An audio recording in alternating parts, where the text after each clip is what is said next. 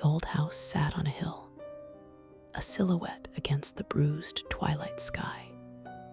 Its windows were like vacant eyes, staring out at nothing. Sarah inherited it from a distant aunt she'd never met, and the moment she stepped through the creaking front door, a chill that had nothing to do with the autumn air slithered down her spine.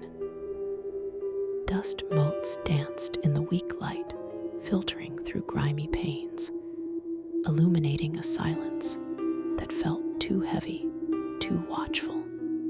She spent the first night in a spare room, the mattress lumpy and smelling faintly of decay. Sleep was elusive.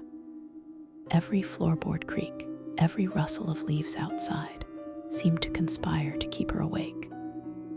Then, just as she was finally drifting off, a sound began. It was faint at first, a low hum like a distant generator.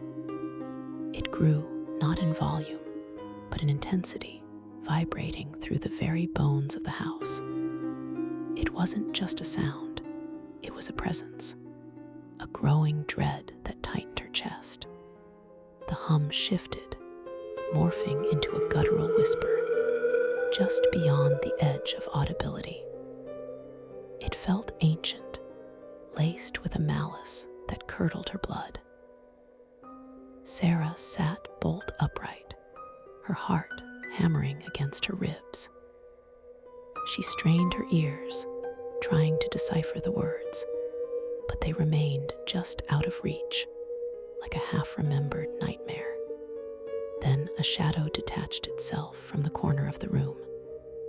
It wasn't the shadow of furniture or of the moonlight.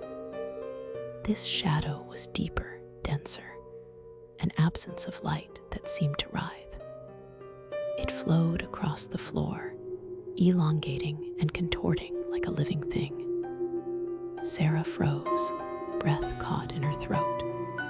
The whisper intensified, now seeming to emanate from the very core of the shadow. It was a chorus of voices, layered and distorted, promising unspeakable things. She watched, paralyzed, as the shadow crept towards her bed. It pulsed, and with each pulse, the air grew colder, the whispering more insistent. She felt a pressure building, as if the very molecules around her were being squeezed. The whispers coalesced into a single, piercing shriek that tore through the silence, a sound that promised eternal torment. Sarah squeezed her eyes shut, burying her face in the pillow, but the sound burrowed into her mind. She felt something brush against her leg, cold and slick.